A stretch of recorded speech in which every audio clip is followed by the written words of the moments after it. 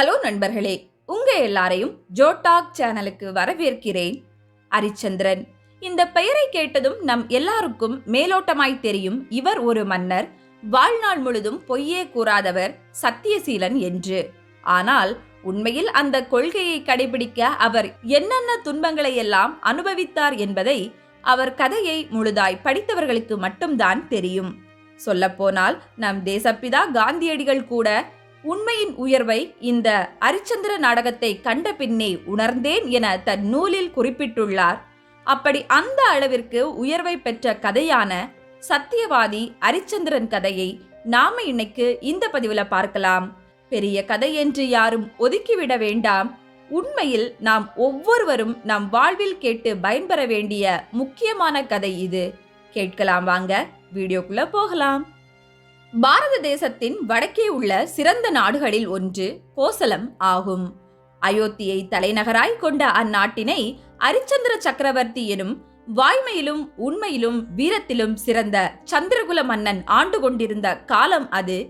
மண்ணுயிரையெல்லாம் தன்னுயிர் போல காணும் அம்மன்னன் வாழ்வில் கொண்டிருந்த ஒரே கொள்கை வாய்மை தவறாமையும் கடமை தவறாமையும் ஆகும். அப்படி செங்கோல் வழுவாமல் அரிச்சந்திரன் அரசு புரியும் காலத்தில் ஒரு நாள் சில மாதவ புலவர்கள் அரண்மனைக்கு வருகை புரிந்தனர். வந்தவர்களிடம் அரிச்சந்திரன், முனிவர்களே, தாங்கள் சென்று வந்த இடங்களில் உள்ள சிறப்புகளை எல்லாம் கூறுங்களேன் என வினவ, அதற்கு அவர்களுள் இருந்த முனி ஒருவர், மன்னா, யாம் கன்னோசி எனும் நாட்டிற்கு சென்றோம். அதை ஆளும் மன்னன் சந்திரதயனுக்கு சந்திரமதி எனும் அருந்தவ புதல்வி ஒருத்தி இருக்கிறாள். பொற்பும் கற்பும் நற்பண்புகளும் வாய்க்கப்பெற்ற அவளே நின் தோள்களுக்கு இசைந்த துணைவி என நான் நினைக்கிறேன். தம் அபிப்பிராயம்தான் என்ன என்று கேட்டார். அரிச்சந்திரருக்கோ செவிவழி புகுந்த அந்த முனியின் மொழியானது அவர் உள்ளத்திலே போய் உறைவிடமாகிக் கொள்ள, அப்போதே அக்கணமே சந்திரமதியை காணாமல் காதலித்தார் அரிச்சந்திரன்.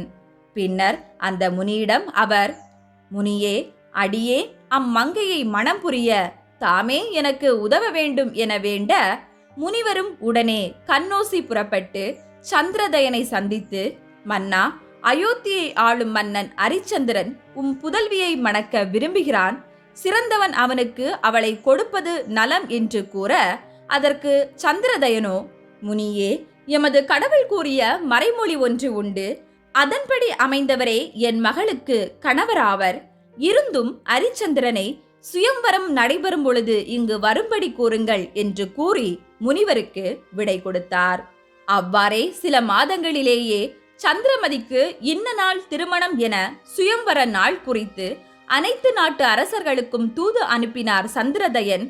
அயோத்திக்கும் அம்மண ஓலை வரவே பரி யானை தேர்களுடன் புறப்பட்டார் அரிச்சந்திரன். சரையூ நதி, கோமதி ஆறு கடந்து சென்ற அவர் வழியில் குறுக்கிட்ட பாலைவனத்தையும் கடக்க நேர்ந்தது. அப்படி அவர் செல்லும் சமயம் அங்கே அந்த பாலையில் கொற்றவை தெய்வத்தின் கோயிலை கண்டார் மன்னர். கண்டவர் தன் படைகளையெல்லாம் புறத்தே நிறுத்திவிட்டு தெய்வத்தை உள்ளே தரிசிக்க செல்ல, கொற்றவையை வணங்கிய பின் அருகில் இருந்த குதிரைகள் பூட்டப்பட்ட கர்த்தேர் ஒன்றை கண்டார் அரிச்சந்திரர். அப்படி அவர் பார்வைப்பட்டதுமே அந்த கர்த்தேரானது பொற்தேராய் மாறியது.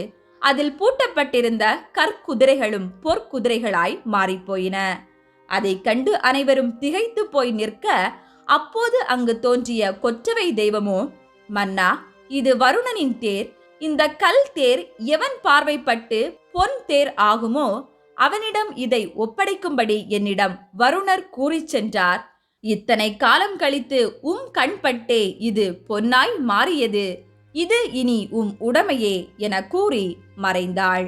அவ்வாறே அரிச்சந்திரரும் அதை நன்றியுடன் பெற்றுக்கொண்டு அந்த தேரில் ஏறியே கன்னோசி நாட்டை அடைந்தார். அங்கு ஏற்கனவே சுயம்வரத்திற்காய் பெரும் இளவரசர்கள் பட்டாளம் கூடியிருந்தது. ஆனால் அவர்களுள் அரிச்சந்திரன் மட்டுமே அனைவரும் கண் இமையாமல் பார்க்கும்படியாய் இளமையும் வனப்பும் தோற்றமும் ஏற்றமும் கொண்டிருந்தார். குறித்த நேரமும் வந்தது. சுயம்வர மண்டபமும் அழகாய் அலங்கரிக்கப்பட்டிருந்தது. ஒதுக்கப்பட்ட ஆசனத்தில் பல நாட்டு மன்னர்களும் வந்து அமரத் தொடங்கினர். பின் திரையிடப்பட்ட பல்லக்கு ஒன்றில் சந்திரமதியை சுமந்து வர அவள் முன்னே சென்ற தோழி ஒருத்தி வரிசையாய் சென்று ஒவ்வொரு மன்னரின் பெயரும் நாட்டின் சிறப்பும் குறித்து கூறி வந்தாள். அதில் அரிச்சந்திரன் எனும் பெயர் கூறியவுடன் பல்லக்கில் இருந்து கழுத்தை நீட்டி எட்டி பார்த்தாள் சந்திரமதி. அப்படியே அவளின் அந்த தரிசனத்தை கண்ட அரிச்சந்திரரும் தன் மனதிலே உண்மையில் இவள் பேர் அழகியே என எண்ணிக்கொண்டார். ஆனால் அவள் கழுத்திலே திருமாங்கல்யம் ஒன்று ஏற்கனவே தொங்கிக் கொண்டிருப்பதைக் கண்டதும் அதிர்ந்தார் அரிச்சந்திரன். ஆம், அதிர்ந்தவன் எழுந்து நின்று சந்திரதயனை நோக்கி, மன்னா, என்ன இது? கன்னி என்று கருதி வந்தோம். ஆனால் அவள் கழுத்திலே மங்கள நான் பூட்டப்பட்டுள்ளது. முன் ஒருவருக்கு மனம் முடித்தவளை மறுமுறை மணந்து கொள்ள சொல்வது மன்னர் மரபு அல்லவே. சிறியோர் கூட செய்ய துணியாத செயலை செய்ய தாம் துணிந்தது எங்கனம் என கோபத்தில் சீறினான். அதை கேட்டதும் சந்திரதயனோ மட்டெல்லாம் மகிழ்ச்சி கொண்டார். ஆனால் அதே சமயம் அந்த அவையில் இருந்த மற்ற மன்னர்களோ ஆரவாரம் இட்டபடி, என்ன அரிச்சந்திரா, பொய் கூறுகிறாயா? எங்கள் யாருக்கும் சந்திரமதி கழுத்தில் திருமாங்கல்யம் இருப்பதாய் தெரியவில்லையே. நன்றாய் உற்றுப்பார். எப்போதும் உண்மை மட்டுமே பேசுபவன் என புகழப்பெற்ற நீ இப்படி பொய் உரைத்தது ஏனோ என அமளியை உண்டாக்கினர். அதை பார்த்த சந்திரதயனோ ஆனந்தமாய் எழுந்து நின்று அவையோரை வணங்கி அனைவரையும் அமரச் செய்து அவர்களிடம், மன்னர்களே, அரிச்சந்திரன் பொய் கூறவில்லை. என் தவ புதல்வியின் கழுத்தில் மங்கள நான் இருப்பது உண்மையே. இதற்கு ஒரு காரணமும் உண்டு. எம் தெய்வத்தின் மறைமொழியும் அதுவே ஆகும் என்றவர், மன்னர்களே, சிவபெருமானின் அருளால் எமக்கு பிறந்த எம் செல்வி சந்திரமதியின் கழுத்தில் அவள் பிறக்கும் போதே தோன்றிய மங்கள நான் இது. கண்ணாடியில் புலப்படும் அது யார் கையிலும் அகப்படாது, எவர் கண்களுக்கும் புலப்படாது. ஆனால் இம்மாங்கல்யம் எவன் கண்களுக்கு தெரிகிறதோ அவனே இவளுக்கு கணவன் ஆவான் என்பதே எம் ஈசன் கூறிய மறைமொழி. ஆதலாலேயே இது அரிச்சந்திரன் கண்களுக்கு மட்டும் புலப்பட்டது. எனவே அவனே சந்திரமதியின் மணாளன் என்பதையும் புரிந்து கொள்க என்றான். அத்துடனே சந்திரமதியும் மணமாலையை சுழற்றி எறிந்தாள். அதுவும் அப்படியே சரியாய் அரிச்சந்திரன் கழுத்திலே சென்று விழ மற்றோரெல்லாம் முகம் வாடி எழுந்து சென்றனர். திருமணமும் இனிதே முடிவடைந்தது. அன்றே அயோத்தியின் மருமகளாகவும் புலம்பெயர்ந்தாள் சந்திரமதி. பின் ஊடலும் கூடலுமாய் இல்லறம் நடத்தி இனிதே சூழ்கொண்டு மைந்தனை பெற்றெடுத்தாள் அவள். குழந்தைக்கு தேவதாசன் என பெயரிட்டு அவனை அன்புடன் வளர்த்தனர் அந்த அரச தம்பதியினர். இது இப்படியாய் பூலோகத்தில் இங்கு நடந்து கொண்டிருக்க, தேவலோகத்திலோ ஒரு நாள் இந்திரன் தன் சபையில் அவையோரிடம், மண்ணுலகில் வாழும் மன்னர்களுள் வாய்மையானவனும் செங்கோல் வலுவாதவனும் யார் என கேட்க, உடனே வசிஷ்ட முனிவரோ சட்டென, வேறு யார், எல்லாம் ஒருவனே, அவனே அரிச்சந்திரன் என்றார். அதை கேட்ட விஸ்வாமித்திரரோ, அப்படியெல்லாம் இல்லையே, அவன் தீக்குணம் நிறைந்தவனாயிற்றே என்றார். அவ்வளவுதான். அப்படியே எப்போதும் போல வசிஷ்டருக்கும் விஸ்வாமித்திரருக்கும் இடையே இதன் பொருட்டு அங்கு வீண் விவாதம் முற்றிப்போனது. இறுதியில் சமாதானம் செய்து வைத்த இந்திரர், சரி, நீங்கள் இருவர் கூறியதையும் மெய்ப்பிக்க வேண்டும். இல்லையெனில் அதற்கு தண்டனையாய் நீங்கள் எதை அனுபவிக்கிறீர்கள் என கேட்டார். உடனே வசிஷ்டரோ, இது பொய் என்றால் நான் என் தவத்தை முற்றும் ஒழித்து விடுகிறேன் என்றார். விஸ்வாமித்திரரோ, நான் என் தவ பலனில் பாதியை அவனுக்கு கொடுப்பேன் என்றார். அவ்வாறே இந்திரரும், சரி, இச்செய்தியானது நமக்குள் மட்டும் இருக்க வேண்டும். விஸ்வாமித்திரரே, உம்மால் முடிந்தால் நீர் அரிச்சந்திரனை பொய்யனாக்கி காட்டும். அதற்கு தாம் எந்த எல்லை வரைக்கும் செல்லலாம், எல்லா சக்தியையும் உமக்கு வழங்குகிறேன் என்று கூறி அவரை மண்ணுலகம் அனுப்பி வைத்தார். அப்படியே அயோத்தி வந்த விஸ்வாமித்திரரும் வந்த உடனே சில முனிவர்களை தன்னுடன் அழைத்து கொண்டு நேரே அரிச்சந்திரனின் அவைக்கு சென்று அவரிடம், மன்னா, நாங்கள் வேள்வி செய்ய வேண்டும். அதற்கான வேள்வி பொருளை தாமே தர வேண்டும் என்றார். அரிச்சந்திரரும் உடனே என்ன பொருள் வேண்டும் முனிவரே என கேட்க, அதற்கு விஸ்வாமித்திரரோ, யானை மேல் ஏறி நின்று ஒருவன் கவன் கல் எறிய அந்த கல் சென்ற உயரம் அளவு பொருள் குவிக்க வேண்டும் என்றார். மன்னனும் உடனே சரி, இப்போதே அதற்காய் யானையை கூட்டி வாருங்கள் என தன் பணியாளர்களிடம் கூற, அப்போது முனியோ, இல்லை மன்னா, இப்போது அப்பொருள் வேண்டாம், நான் வேள்வியை துவங்கும் போது வந்து பெற்றுக்கொள்கிறேன் என கூறிவிட்டு புறப்பட்டார். சென்றவர் அப்படியே போய் ஒரு மர நிழலில் உட்கார்ந்து கொண்டு முதலில் கொடிய விலங்குகளையும் காட்டுப் பறவைகளையும் வரவழைத்து அவைகளிடம், அரிச்சந்திரன் நாட்டில் போய் பயிர்களையும் விளை நிலங்களையும் நாசப்படுத்துங்கள் என கட்டளையிட்டார். அவ்வாறே அவைகளும் செய்தன. ஆனால் இறுதியிலோ அவை அனைத்தும் மன்னருக்கும் படை வீரர்களின் அம்புக்கும் வேட்டையாடப்பட்டன. அதனால் கோபம் கொண்ட முனிவர் கோபத்தீயுடன் பெரும் மூச்சுவிட, அப்போது அவர் மூக்கிலிருந்து 2 மோகினி பெண்கள் தோன்றினர். அப்பெண்களுக்கு 64 கலைகளையும் கற்றுக் கொடுத்த முனிவர், நீங்கள் அயோத்தி அரண்மனை சென்று அரிச்சந்திரனை உங்கள் ஆடல் பாடலால் மயக்குங்கள். அவன் என்ன பொருள் வேண்டுமென்று கேட்டால் அவனின் வெண்கொற்ற குடை வேண்டும் என்று கேளுங்கள். மறுத்தால் உங்களை மணந்து கொள்ளுமாறு வேண்டுங்கள் என்று கூறி அப்பெண்களை அனுப்பினார். அவ்வாறே அப்பெண்களும் அரண்மனை சென்று கேட்கத்தகாத பொருட்களை எல்லாம் கேட்கவே அவர்களை விரட்டி அடிக்குமாறு காவலர்களுக்கு கட்டளையிட்டார் அரிச்சந்திரர். அதனால் அக்கன்னியர் இருவரும் கலங்கி போய் மீண்டும் விஸ்வாமித்திரரிடம் ஓடிவர, அவரோ கடும் சிரத்துடன் அப்பெண்களையும் அழைத்து கொண்டு அரண்மனை சென்று போன மாத்திரமே அரிச்சந்திரனை தன் காலால் எட்டி உதைத்தார்.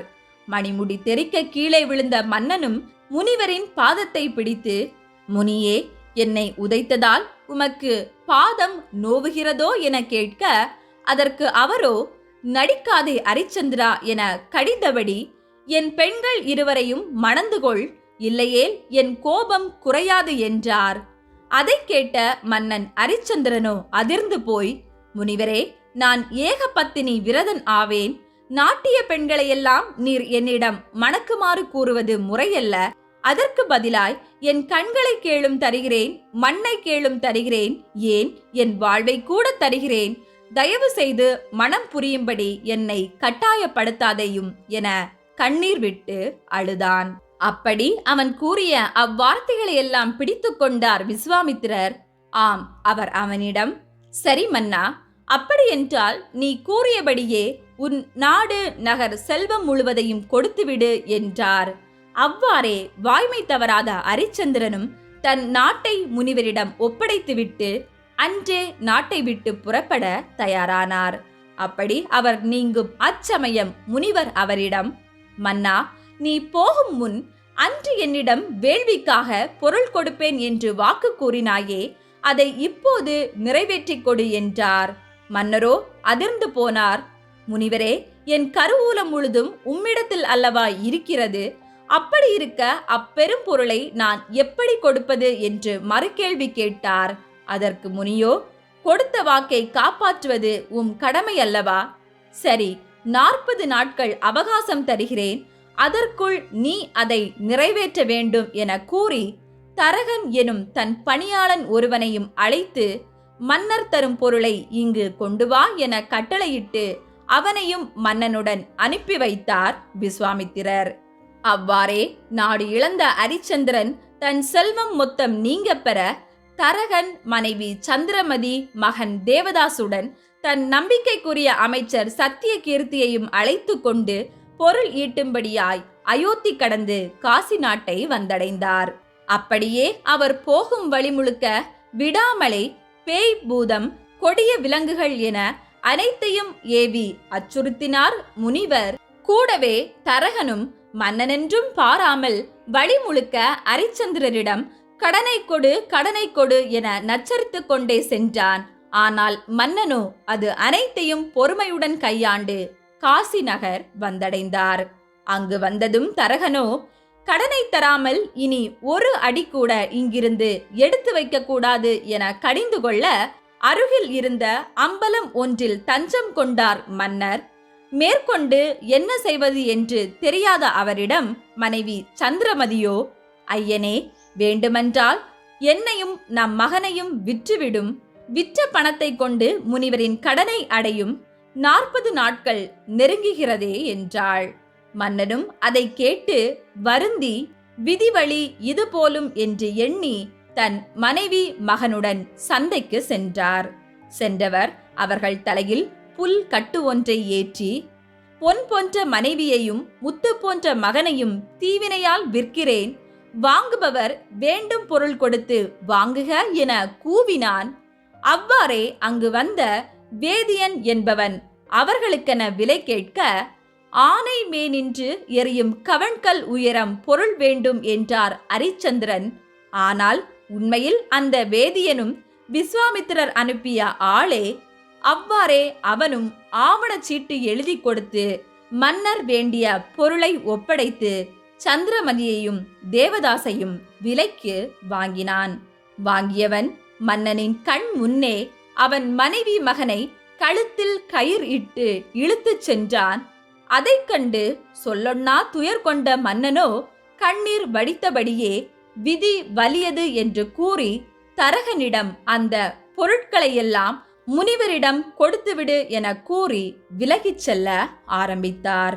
ஆனால் அதற்குள் அந்த தரகனோ, முனிவருக்கு கொடுத்து விட்டாய், ஆனால் இந்த 40 நாட்களாய் உன்னுடன் நான் அலைந்து திரிந்தேனே, என் கூலி எங்கே, அதையும் கொடு என்றான்.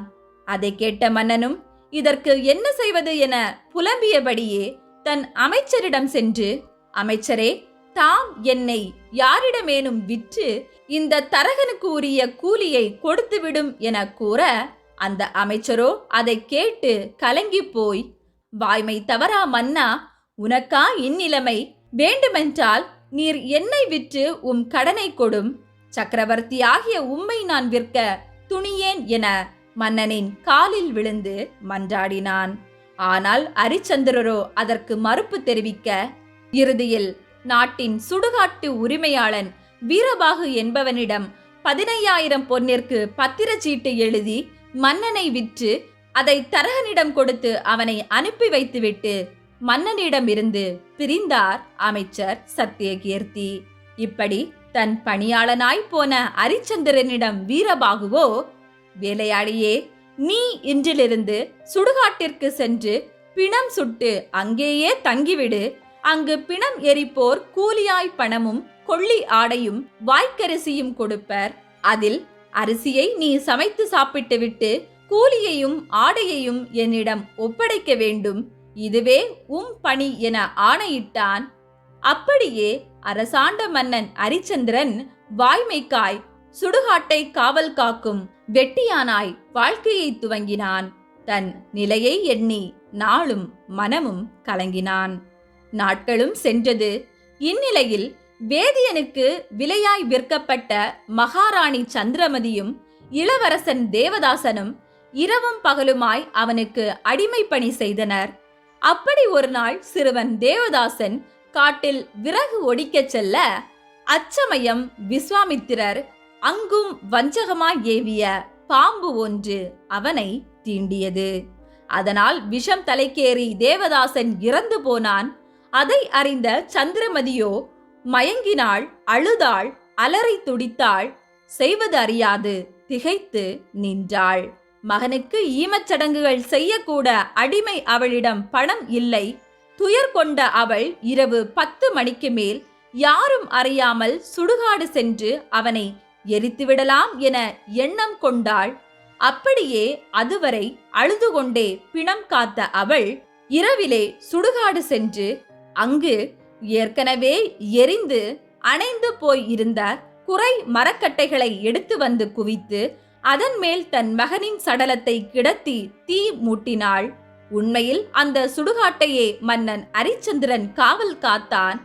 அப்போது அவன் அங்கே நள் இரவில் பெண் ஒருத்தி கள்ளத்தனமாய் பிணம் சுடுவதைக் கண்டு ஓடிச் சென்று அவளை தடுத்து, பெண்ணே, என்ன காரியம் செய்கிறாய்? வழக்கப்படி கொடுக்க வேண்டிய பணமும் வாய்க்கரிசியும் ஆடையும் கொடாமல் நீ எப்படி பிணத்தை எரிப்பாய் என்று கூறி எரியும் அப்பிணத்தை காலால் எட்டி உதைத்தான். அதை கண்ட அவளோ, ஐயா, நான் ஒரு ஏழை அடிமை, இவ்வோர் வழக்கம் நான் அறியேன், பொருள் எதுவும் என்னிடம் இல்லை, தயவு செய்து என் மகனை எரிக்க அனுமதி தாருங்கள் என கூறி அழுதாள். ஆனால் அவனோ மறுத்தான். இப்படி அவர்கள் இருவருக்குமே ஒருவர் மற்றவரை அடையாளம் காண இயலவில்லை. காரணம், வறுமையின் கோரப்பிடி அப்படி அரிச்சந்திரன் சந்திரமதி உடலையும் உருவையும் மாற்றியிருந்தது. இறுதியில் அவளின் அந்த வேண்டுதலை கேட்டதும் அரிச்சந்திரனோ, பெண்ணே, நானும் ஒரு அடிமையே, உன் நிலை எனக்கும் புரிகிறது. ஆனால் என் தலைவனிடம் எரிகூலியையும் ஆடையையும் நான் ஒப்படைக்க வேண்டும். அவன் கூறிய வாக்கை நான் காப்பாற்ற வேண்டும். சரி, எனக்குரியதாகும் வாய்க்கரிசியை கூட நீ தர வேண்டாம். என் தலைவனுக்குரிய பணத்தையும் ஆடையையும் கொடுத்துவிடு என்றார். ஆனால் அதற்கும் அவளோ, கொடுப்பதற்கு என்னிடம் எதுவும் இல்லையே, என்ன செய்வேன் என்று கூவி அழுதாள். அதை கேட்ட அரிச்சந்திரனோ, பெண்ணே, இதோ உன் கழுத்திலே தொங்குகிறதே திருமாங்கல்யம், அதை விற்றேனும் பணத்தை கொடு என்றான். அச்சொற்களை கேட்டதும் சந்திரமதியோ அதிர்ந்து போனாள். ஆம், அவள், ஐயோ, என் கணவனின் கண்களுக்கு மட்டும் தெரியும் இந்த மாங்கல்யம் வெட்டியான் உன் கண்களுக்கும் தெரிவதன் காரணம் என்னவோ? ஒருவேளை என் கற்பும் போய்விட்டது போலும், ஈசனின் வரமும் அழிந்து விட்டது போலும் என கூறி வாய்விட்டு அழுதாள். அங்கனம் அவளின் அந்த புலம்பலை கேட்ட பின்பே அரிச்சந்திரன், அப்படியென்றால் இவள் சந்திரமதியா? இதோ இறந்து கிடப்பது என் மகன் தேவதாசனா என நினைத்து நினைத்து புலம்பி, சந்திரமதியே, விதியின் கொடுமையை நம்மை விட்டு விலக்க முடியாது போலும் என்று அலறி துடித்தான்.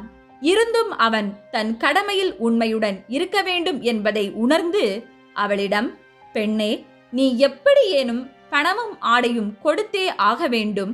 அதன் பின்னே மகனின் உடலை எரிக்க முடியும் என்றான்.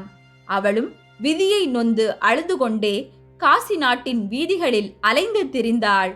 அப்படி அவள் போகும் வழியில் சிறுவன் ஒருவனின் பிணம் கிடந்தது. அதை கண்ட சந்திரமதியோ, ஒருவேளை நம் மகனின் சடலத்தை தான் பேய் பிசாசுகள் எடுத்து வந்து இங்கே போட்டுவிட்டன போலும் என்று எண்ணிக்கொண்டு அதை கையில் தொட்டு திருப்பி பார்த்தாள்.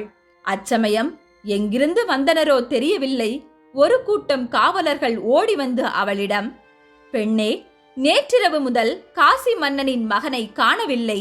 இதோ அவன் சடலம் இது. நீதான் பணத்திற்காய் அவனை கடத்தி சென்று கொன்றுவிட்டாய் போல் இருக்கிறது. பிள்ளையை கொன்ற கள்ளி இவள்தான் என கூறி அவளை பிடித்து காசி மன்னன் முன் நிறுத்தினர். ஆனால் உண்மையில் இதுவும் விஸ்வாமித்திரரின் சூழ்ச்சியே. அப்படி குற்றவாளியாய் நிற்கும் அவளை கண்ட காசி மன்னனோ, பெண்ணே, உன் கண்ணிலும் முகத்திலும் ராஜகலை உள்ளது. உண்மையில் நீதான் என் மகனை கொன்றாயா? வீரர்களே, இவள் அடிசுவடையும் பரம்பரையையும் கண்டறியுங்கள் என்றான். ஆனால் அதை அறிந்த விஸ்வாமித்திரரோ அதற்குள் அவளை குறித்த அத்தனை தகவல்களையும் மாற்றும்படியாய் செய்தார். மன்னனும், பெண்ணே, இக்குற்றத்தை நீதான் செய்தாய் என்று ஒப்புக்கொள்கிறாயா என கேட்க, அவளோ தன் மனதிலே, கணவனும் மகனும் இன்றி நான் இனி வாழ்ந்தும் என்ன பயன் என எண்ணிக்கொண்டே, ஆமாம் மன்னனே, நான் தான் உம் மகனை கொன்றேன் என்றாள். அதனால் மன்னனும் சந்திரமதிக்கு மரண தண்டனை விதித்து சுடுகாட்டின் உரிமையாளன் வீரபாகுவை அழைத்து அவளின் சிரம் கொய்துவிடு என ஆணையிட்டான். அவ்வாறே வீரபாகுவும் சந்திரமதியை சுடுகாட்டிற்கு அழைத்து சென்று அங்கு பணி செய்யும் அரிச்சந்திரனிடம் ஒரு வாளை கொடுத்து, மன்னனின் ஆணை, இவளின் தலையை வெட்டிவிடு என்றான். சத்தியம் தவறாமல் வாழ விரும்பி இப்படி மனைவியையே தன் கையால் கொல்லும் நிலைமைக்கு தள்ளப்பட்டார் அரிச்சந்திரன். இப்போது அவன் என்ன முடிவெடுப்பான் என வானுலக இந்திரர், வசிஷ்டர், தேவர்கள் என அனைவரும் பார்த்து கொண்டு இருந்தனர். அதையும் தன் ஞான திருஷ்டியால் கண்ட விஸ்வாமித்திரரோ, இதுவே என் இறுதி சூழ்ச்சி என்று வேண்டுமென்றே அவ்விடம் ஓடி வந்து மன்னனிடம், அரிச்சந்திரா, முடியாது என்று கூறி மறுத்துவிடு. உன் கடமையில் இருந்து தவறிவிடு. உன் மனைவியை கொல்வதை தவிர்த்துவிடு. அப்படி செய்தால் நீ இழந்த நாட்டையும் உன் மகனையும் உனக்கு திருப்பிக் கொடுக்கிறேன் என்றார். அதை கேட்ட அந்த தம்பதியரோ, முனியே, மண் கூட விரும்பாத இவ்வுடலை வளர்க்க நான் பொய் உரைப்பேன் என தாம் நினைத்தீரோ என கூறிவிட்டு அரிச்சந்திரன் சந்திரமதியிடம், அன்பே, நீ வழக்கமாய் வணங்கும் தெய்வத்தை வணங்கியபடி கிழக்கு நோக்கி இரு என்று கூறி தன் வலக்கையால் வாளை உயர்த்தி பிடித்தான். பிடித்தவன், சிவபெருமானே, நான் இந்நாள் வரை சத்தியம் தவறாதவனும் என் மனைவியும் இதுவரை கற்பில் தவறாதவளுமாய் இருந்தது உண்மையானால் இவள் இரவாது போகட்டும் என கூறிக்கொண்டே கழுத்தில் ஓங்கி வெட்டினான். அச்சமயம் மின்னல் ஒன்று வெட்டியது. ஆம், வானிலிருந்து ஈசனின் அருளால் சந்திரமதி கழுத்தில் பூ மாலை ஒன்று விழுந்தது. கூடவே சந்திரமதியோ பொன்போல் மின்னினாள். விண்ணவர் அதை கண்டு மலர் தூவினர். மன்னவரும் ஒன்றாய் கூடி போயினர். உமையும் சிவனும் திருமாலும் பிள்ளையாரும் பிரம்மரும் முருகரும் என அனைவரும் வானில் தோன்றி, வாய்மையும் கடமையும் தவறாத அரசன் உன்னையன்றி எவரும் இல்லை என அரிச்சந்திரனை புகழ்ந்தனர். அரிச்சந்திரனோ அதையெல்லாம் கண்டு திகைத்தும் மகிழ்ந்தும் குழம்பியும் நின்றான். அதை உணர்ந்த விஸ்வாமித்திரர் தன் சூழ்ச்சிகள் அனைத்தையும் அரிச்சந்திரனிடம் விளக்கிவிட்டு அப்படியே காசி மன்னனின் மகனையும் தேவதாசையும் உயிர் கொள்ளச் செய்தார். பின் அந்த முனிவரானவர் அனைவரையும் நோக்கி, இதில் நான் தோற்றவன் ஆகிவிட்டேன். விதிமுறையாய் என் தவத்தில் பாதியையும் நாட்டையும் நகரங்களையும் செல்வத்தையும் மன்னர் அரிச்சந்திரரிடமே ஒப்படைக்கிறேன் என்றார். ஆனால் அதற்கு அரிச்சந்திரரோ, தானம் அளித்ததை திரும்ப வாங்குவது எனக்கு இழிவை தரும். வெட்டியானாய் சுடுகாடு காத்தவன் இனி நாடு காப்பது பெருமையா என்று கூறி அதையெல்லாம் வாங்க மறுத்தான். உடனே விஸ்வாமித்திரரோ மன்னரிடமிருந்து விலைக்கு வாங்கும்போது பெறப்பட்ட பத்திரச்சீட்டு ஆவணச்சீட்டு எல்லாம் காண்பித்து, மன்னா, இவை அனைத்தும் என் சூழ்ச்சியே. நீ வாய்மையில் இருந்து தவறுகிறாயா என்பதை பார்க்க நடத்தப்பட்ட நாடகமே இது என அவரிடம் விளக்கினார். பின் சிவபெருமானும் அரிச்சந்திரரிடம், அரிச்சந்திரா, நீ இழிவுடையவன் அல்ல. மீண்டும் சென்று அயோத்தியை ஆள் என்று ஆணையிட்டார். அப்படியாய் அரணின் ஆணையை மறுக்க முடியுமா என்ன? அவ்வாறே அரிச்சந்திரனும் மீண்டும் தன் நாடு திரும்பி தன் மங்கள மணிமுடி சூடி மனைவி மகனுடன் வாய்மை தவறாது தீமை இழைக்காது நல் ஆட்சி புரிந்தார். இதுவே வாய்மைக்காய் அனைத்தும் இழந்தும் அறம் நின்ற மன்னன் அரிச்சந்திரனின் புராணம் ஆகும். இந்த கதையை கேட்ட பின்னரே காந்தியடிகள் வாய்மையின் உயர்வை தாம் உணர்ந்ததாய் தன் நூலில் கூறியுள்ளார். நாமும் நம் வாழ்விலும் முழுமையாய் இல்லையெனினும் முடிந்தவரை உண்மையை கடைபிடிப்போம், வளம் பெறுவோம். ஓகே நண்பர்களே, நாம இன்னைக்கு இந்த பதிவுல அரிச்சந்திர புராணம் பத்தி பார்த்தோம். இந்த வீடியோ உங்களுக்கு பிடிச்சிருந்தனா லைக் பண்ணுங்க. மறக்காம ஜோ டாக் சேனலுக்கு சப்ஸ்கிரைப் பண்ணுங்க. நன்றி.